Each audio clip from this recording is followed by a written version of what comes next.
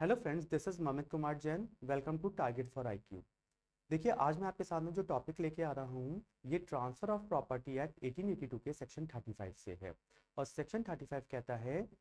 Election when necessary, यानी कि निर्वाचन कब आवश्यक है। देखिए, एक लीगल मैगजीन आपने सुना होगा, नेमो डेट क्यूड नॉन हैबिट, यानी कि इसका मतलब ये होता है कि no person can transfer a better title what he himself possesses, यानी कि कोई भी व्यक्ति अपने स्वत या अपने हक से अच्छा अंतरित नहीं कर सकता। लेकिन इसका एक एक्सेप्शन आपको ट्रांसफर ऑफ प्रॉपर्टी एक्ट के सेक्शन 35 में देखने को मिलता है, जिसे आज हम डिस्कस करने जा रहे हैं। तो चलिए समझते हैं सेक्शन 35 कहता क्या है। देखिए, सेक्शन 35 कह रहा है where a person professes to transfer property which he has no right to transfer, यानी कि समझिए पहले, यानी कि ये कह रहा है सेक्शन 35 ये कह रहा है कि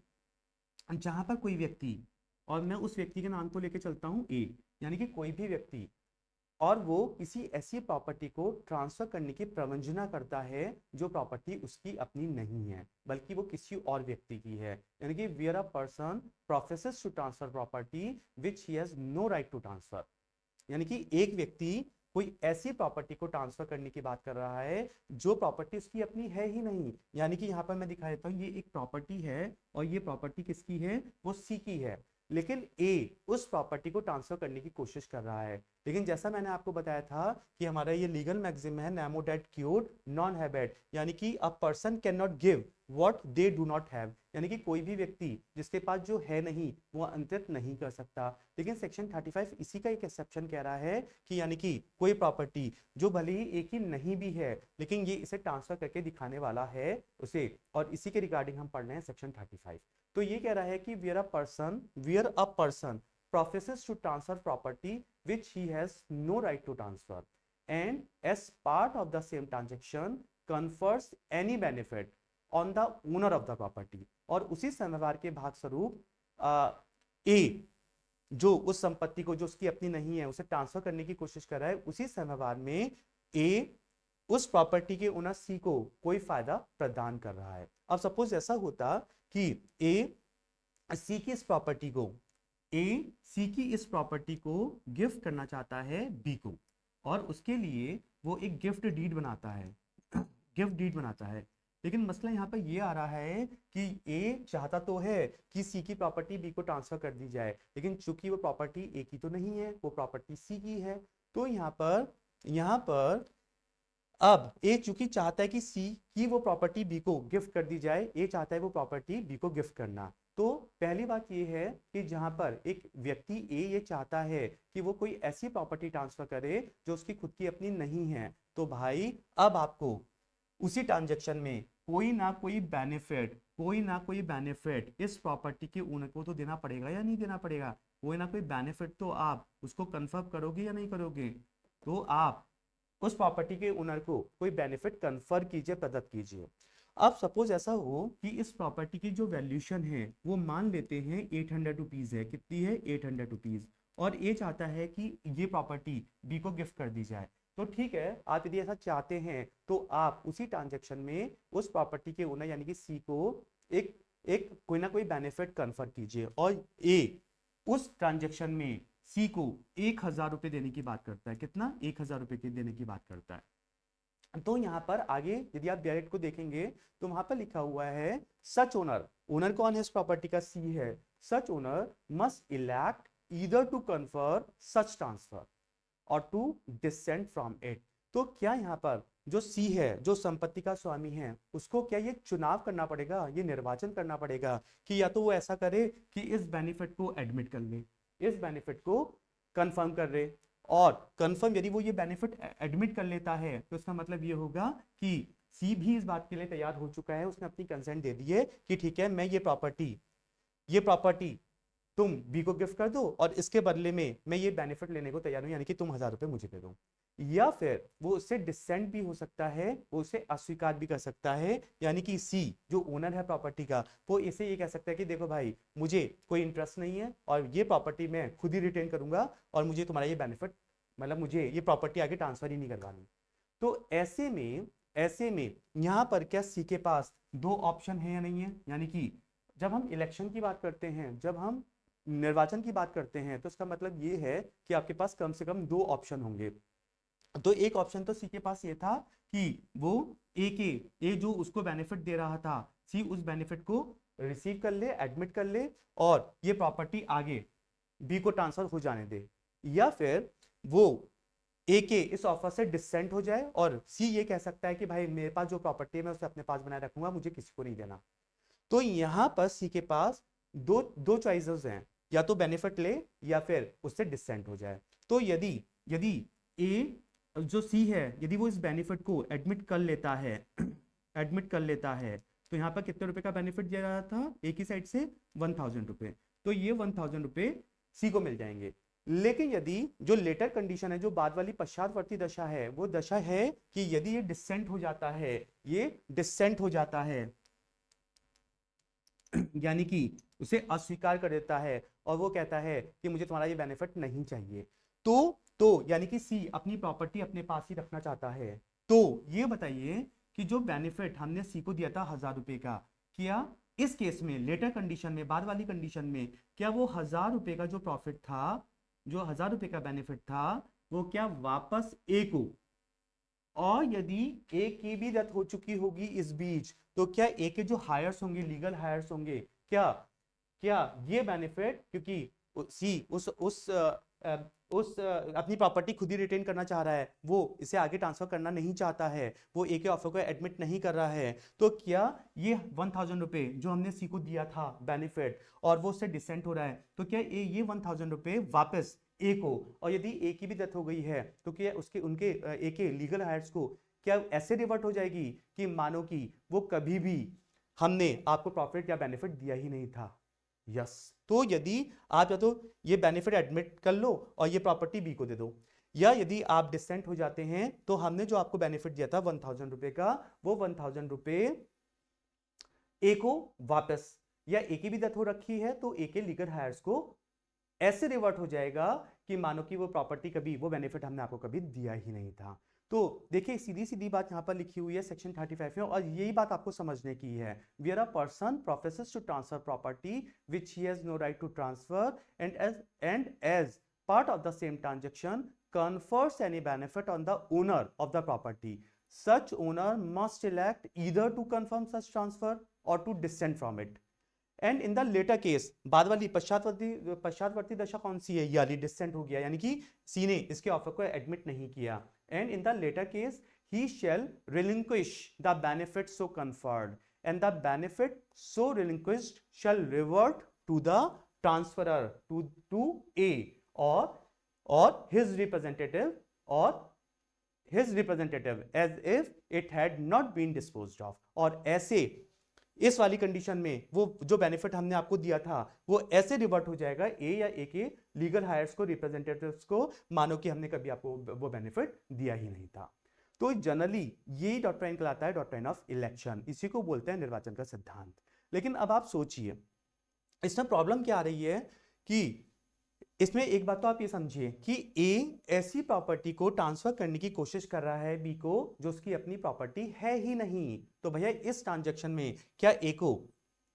उस प्रॉपर्टी के ओनर को कोई ना कोई बेनिफिट देना होगा या नहीं देना होगा? देना होगा। तो यहां पर जो प्रॉपर्टी का ओनर है उसको चॉइस करना है कि या तो वो इस बेनिफिट को एडमिट करे और प्रॉपर्टी आगे ट्रांसफर हो जाने दे, या फिर वो इस ए के ऑफर से डिसेंट हो जाए और अपनी प्रॉपर्टी अपने पास ही रखे। तो प्रॉब्लम यहां पर यह आ रहा है कि यदि सी अब ए के इस ऑफर को एडमिट नहीं करता, वो कहता है कि भाई मैं तो अपनी प्रॉपर्टी अपने पास ही बनाए रखूंगा, मुझे आगे किसी को ट्रांसफर नहीं करवानी, तो ऐसे में सबसे बड़ा लॉस जो होगा वो आप देख पा रहे हैं, सबसे बड़ा लॉस किसको होने जा रहा है? बी को होने जा रहा है। किसको होने जा रहा है? बी को होने जा रहा है। यानी कि यदि मैं बात करूं कि क्या ये इस समय डिसअपॉइंटेड नहीं है, क्या ये निराश नहीं है? यस, ये डिसअपॉइंटेड होगा, क्योंकि यदि सी 1000 का बेनिफिट ले लेता जो ए ने सी को देने की कोशिश की थी, क्यों? ताकि तुम ये प्रॉपर्टी आगे बी को ट्रांसफर हो जाए। तो यदि सी ये विकल्प चूज कर लेता तो सी की जो प्रॉपर्टी थी जिसकी वैल्यूएशन 800 रुपए थी वो बी को मिल जाती, तो कहीं ना कहीं यदि सी डिसेंट हो गया तो सब जो डिसअपॉइंटेड पर्सन होगा वो कौन होगा? बी होगा, यानी कि उसे जो प्रॉपर्टी मिलने वाली थी वो प्रॉपर्टी अब उसे नहीं मिल रही है। तो इस केस में ये भी जान लीजिएगा कि भले ही इस मामले में यदि सी डिसेंट होता है, ये डिसअपॉइंट तो हो सकता है, लेकिन ये होपलेस नहीं है, ये निराश नहीं है। और इस बात को भी जान लीजिएगा, मैं ये बात क्यों कह रहा हूं, आप जरा सेक्शन 35 में जब आगे देखेंगे तो आपको समझ में आएगा कि यहां पर जो डिसअपॉइंटेड ट्रांसफरी है, कौन है डिसअपॉइंटेड ट्रांसफरी, वो मैंने अभी आपको बताया बी है, जिसको हम वो प्रॉपर्टी देने की कोशिश, जिसको प्रॉपर्टी ट्रांसफर करने की कोशिश ट्रांसफरर यानी कि ए कर रहा था। ठीक है, यदि सी जो प्रॉपर्टी का ओनर है वो उसके ऑफर्स को डिसेंट हो जाता है, तो ये बी ट्रांसफरी अंतरिति डिसअपॉइंट तो हो सकता है लेकिन होपलेस नहीं है, इसको अभी भी कंपनसेशन मिलेगा, इसको अभी भी कंपनसेशन मिलेगा ए से। लेकिन वो कंपनसेशन किन कंडीशंस में मिलेगा, सिर्फ 2 कंडीशंस में। और फिर मैं बात करूंगा कितना कंपनसेशन मिलेगा वो भी समझाने की कोशिश करूंगा। पहले आप ये जान लीजिएगा कि जो ट्रांसफरी है, जिसको हम ए ने ये प्रॉपर्टी ट्रांसफर करने की कोशिश की थी, जो ए की खुद की अपनी नहीं थी, लेकिन प्रॉब्लम ये आई कि सी ने इसके ए के ऑफर से डिसेंट हो गया, उसने अपनी सहमति नहीं दी। तो यहाँ पर जो बी है, जो ट्रांसफरी है, वो डिसअपॉइंटेड तो है लेकिन होपलेस नहीं है। क्यों नहीं है, क्योंकि 2 कंडीशन में अभी भी जो बी है, जो ट्रांसफरी है, उसको अभी भी कुछ ना कुछ कंपनसेशन हम दिलाएंगे। वो 2 कंडीशन कौन सी है, पहली कंडीशन कह रहा है इन ऑल दोज केसेस, उन सभी मामलों में where the transfer is for consideration। अब जरा इस बात को जानेगा, यहां पर ए जो ट्रांसफरर था वो सी की प्रॉपर्टी ट्रांसफरी बी को ट्रांसफर करने की कोशिश कर रहा था। लेकिन सोचिए आप कि ऐसी क्या बात आई कि ए बी को सी की प्रॉपर्टी ट्रांसफर करने की कोशिश कर रहा था। एक कंडीशन ये हो सकती है कि बी ने कभी किसी मामले में ए को कोई कंसिडरेशन दिया हो, कोई प्रतिफल दिया हो, बी अपनी तरफ से ए को ऑलरेडी कंसिडरेशन दे चुका हो किसी मामले में, किसी कॉन्ट्रैक्ट के थ्रू, लेकिन अभी ए की तरफ से कोई कंसिडरेशन बी को नहीं मिला। बी ने तो कंसिडरेशन दे दिया ए को, लेकिन ए की तरफ से कोई कंसिडरेशन बी को नहीं दिया गया था। तो ए कोशिश कर रहा है कि चलो उस कंसिडरेशन में मैं सी की प्रॉपर्टी बी को ट्रांसफर कर दूं। तो बी तो कंसिडरेशन दे चुका है, ए ने नहीं दिया, तो ए क्या चाह रहा है कि मैं भी बी को कंसिडरेशन दूं। क्या, कौन सा कंसिडरेशन दूं, सी की प्रॉपर्टी। तो मैं यहां पर यही बात लेके आ रहा हूं कि पहला कौन सा मामला मैं लेके आ रहा हूं, किस कंडीशन में बी ट्रांसफरी को कंपनसेशन ए से मिलेगा, भले ही जो प्रॉपर्टी का ओनर सी है वो उसके ऑफर से डिसेंट हो भी चुका हो। In all those cases where the transfer is for consideration, जहां पर ए प्रतिफल के रूप में बी को वो प्रॉपर्टी ट्रांसफर करने की कोशिश कर रहा था, वहां पर बी को कंपनसेशन मिलेगा ट्रांसफरर ए से। और दूसरी कंडीशन कौन सी आ रही है, where the transfer is gratuitous. अब ऐसा भी हो सकता है कि यहां पर मामला कंसिडरेशन का नहीं है, बल्कि जो ट्रांसफरर ए था वो बी ट्रांसफरी को ग्रेचुअसली, निशुल्क, अनुग्रहिक रूप से वो प्रॉपर्टी गिफ्ट करना चाहता था, फ्री में देना चाहता था, वो किसी कंसिडरेशन के बदले नहीं, बल्कि ए ट्रांसफर चाहता था कि मैं सी की प्रॉपर्टी बी को ग्रेचुअसली दे दूं, फ्री में दे दूं, निशुल्क दे दूं, अनुग्रहिक दे दूं। तो दूसरी कंडीशन ये आ रही है, where the transfer is gratuitous, अनुग्रहिक रूप से वो अंतरण किया गया था, देन ओनली, तब, लेकिन तभी। अब ग्रेचुअसली आप ट्रांसफर करने की कोशिश कर रहे थे, लेकिन सभी कंडीशन में बी को, ट्रांसफरी को कंपनसेशन नहीं मिलेगा, लेकिन वो तब मिलेगा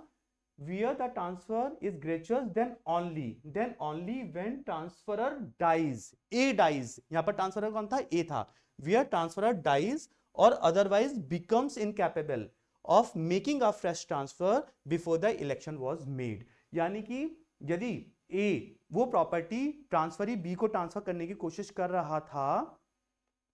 वो भी ग्रेचुअसली करने की कोशिश कर रहा था, निःशुल्क, अनुग्रहिक, तो सिर्फ उस कंडीशन में जहां पर इलेक्शन से पहले ट्रांसफरर ए की डेथ हो जाती है या वो अदरवाइज प्रॉपर्टी को ट्रांसफर करने से इनकैपेबल हो जाता है, सिर्फ इस कंडीशन में। क्योंकि इस बात को भी आप जानिएगा कि जो ए था वो बी को सी की प्रॉपर्टी ट्रांसफर करने की कोशिश कर रहा था, सी डिसेंट हो गया, तो कोई बात नहीं, ए यदि जीवित है या अदरवाइज वो ट्रांसफर कर सकता है तो वो कोई और प्रॉपर्टी ट्रांसफर करके बी को सेटिस्फाइड कर सकता है। लेकिन यदि ग्रेचुअसली ए उस प्रॉपर्टी को बी को ट्रांसफर करने की कोशिश कर रहा था और इलेक्शन से पहले सी इससे पहले कि इलेक्ट करता, इससे पहले यदि ए की डेथ हो जाती या फिर वो अदरवाइज ट्रांसफर करने के लिए डिसेबल हो जाता, तो ऐसे में भी जो डिसअपॉइंटेड ट्रांसफरी बी है उसको कंपनसेशन मिलेगा। तो पहले इस बात को बहुत अच्छे से फोकस करो कि किन दो मामलों में, पहले सुनिए मेरी बात, पहले कंडीशन देखिए। यहां पर हम सिर्फ इस कंडीशन की बात कर रहे हैं, इस कंडीशन की बात कर रहे हैं कि यदि जो प्रॉपर्टी का ओनर है वो डिसेंट हो जाता है ए के ऑफर से, तो यहां पर कौन है, बी डिसअपॉइंटेड है। ये कौन है, निराश अंतरिति है। लेकिन मैंने आपको बताया कि भले ही डिसअपॉइंटेड हो लेकिन होपलेस नहीं है, इसे दो मामलों में अभी भी ए से कंपनसेशन मिलेगा। पहली कंडीशन ये कि कौन सी कंडीशन, जहां पर ए ने, ट्रांसफरर ने बी को जो प्रॉपर्टी ट्रांसफर करने की कोशिश कर रहा था सी की, वो फॉर कंसीडरेशन प्रतिफल के लिए कर रहा था। तो हर मामले में अब बी को कंपनसेशन मिलेगा ट्रांसफरर से, ए से। और दूसरी कंडीशन में जहां पर ए वो प्रॉपर्टी बी को ग्रेचुअसली ट्रांसफर कर रहा था, तो तभी बी को कंपनसेशन मिलेगा जब या तो ट्रांसफरर इलेक्शन से पहले मर जाता है या अदरवाइज ट्रांसफर करने के लिए डिसेबल हो जाता है। ये दो कंडीशन समझ में आ गई। अब एक क्वेश्चन ये आता है कि कंपनसेशन का अमाउंट कितना होगा, कंपनसेशन कितना मिलेगा। तो अब डिसअपॉइंटेड ट्रांसफरी को कंपनसेशन तो मिलेगा सिर्फ इन दो ग्राउंड्स पे, एक ये और एक ये, लेकिन कितना मिलेगा, उसका अमाउंट कितना होगा, ये बात भी मैंने आपको लिखी है। यदि हमारा मामला इसमें आ रहा है, हमारा मामला इसमें आ रहा है, यानी कि जहां पर ए ने वो प्रॉपर्टी बी को फॉर कंसीडरेशन ट्रांसफर करने की कोशिश की थी और चूंकि सी डिसेंट हो गया था तो ट्रांसफर तो हो नहीं पाई सी की प्रॉपर्टी, तो अब बी को कंपनसेशन तो मिलेगा, लेकिन कितना मिलेगा, वो मिलेगा the amount which he has paid. He का मतलब यहां पर कौन हो गया, ही का मतलब बी, यानी कि बी ऑलरेडी ए को किसी कॉन्ट्रैक्ट के थ्रू जो कंसीडरेशन दे चुका होगा, अब उसी के बदले में तो ए अपनी तरफ से कोई कंसीडरेशन बी को दे रहा था और वो कंसीडरेशन जो ए दे रहा था वो क्या थी, सी की प्रॉपर्टी। अब सी तो डिसेंट हो गया, तो क्वेश्चन यहां पर ये है कि जो ट्रांसफरी है वो तो अपनी तरफ से ऑलरेडी पहले कोई कंसीडरेशन दे चुका था और ए उस कंसीडरेशन के बदले अपनी तरफ से कोई कंसीडरेशन दे रहा था, सी की प्रॉपर्टी, सी डिसेंट हो गया। तो क्वेश्चन यहां पर ये है, इस मामले में बी को कंपनसेशन तो मिलेगा, कितना मिलेगा, वो कंपनसेशन वो मिलेगा जो बी जो कंसीडरेशन ए को दे चुका है उसका जो अमाउंट होगा वही अमाउंट अब ए बी को ट्रांसफर करेगा। सपोज ऐसा होता कि किसी कॉन्ट्रैक्ट में बी ने ऑलरेडी 1,00,000 रुपए ए को दिए थे मान लीजिए, या कोई सर्विस दी थी 1,00,000 रुपए की, कोई गुड्स दिया था या जो भी पैसा दिया था। अब ये तो कॉन्ट्रैक्ट के थ्रू बी तो 1,00,000 रुपए का कंसीडरेशन ए को दे चुका, अब ए का नंबर था कि ए बी को कोई कंसीडरेशन दे। अब कंसीडरेशन देने की क्या कोशिश की थी इन्हें, सी की प्रॉपर्टी, सी डिसेंट हो गया तो ये डिसअपॉइंटेड हो गया। लेकिन अब बी को कंपनसेशन इसे मिलेगा, कितना मिलेगा, ये अमाउंट तो मिलेगा ना जो बी ने ए के ऊपर खर्चा किया है, यही बात मैंने लिखी है, the amount which B has paid. एक बात, और दूसरी बात ये आ रही है, दूसरी कंडीशन, जहां पर वो ट्रांसफर ए ग्रेचुअसली करने की कोशिश कर रहा था, आनुग्रहिक रूप से अंतरित करने की कोशिश कर रहा था, तो पहली बात तो ये है कि बी को तब कंपनसेशन मिलेगा जहां इलेक्शन से पहले ए मर जाता या अदरवाइज ट्रांसफर करने के लिए इनकैपेबल हो जाता, तभी मिलता। तो अब क्वेश्चन ये है कि यदि इससे पहले कि सी इलेक्ट करता चीजों को, ए मर चुका है मान लीजिए, तो अब बी को कंपनसेशन तो मिलेगा, लेकिन कितना मिलेगा, तो उतना मिलेगा the value of the property attempted to be transferred. यानी कि यहां पर ए बी को कितने रुपए की प्रॉपर्टी देने की कोशिश कर रहा था, 800 रुपए की प्रॉपर्टी, कितने रुपए की, 800 रुपए की, और वो ग्रेचुअसली देने की कोशिश कर रहा था। लेकिन हुआ क्या कि इससे पहले कि सी प्रॉपर्टी का ओनर इलेक्ट कर पाता, ए की डेथ हो गई। तो ऐसे केस में जो ए के हायर्स हैं वो बी को कंपनसेट करेंगे, और कितना करेंगे, क्या 800 रुपए करेंगे, क्या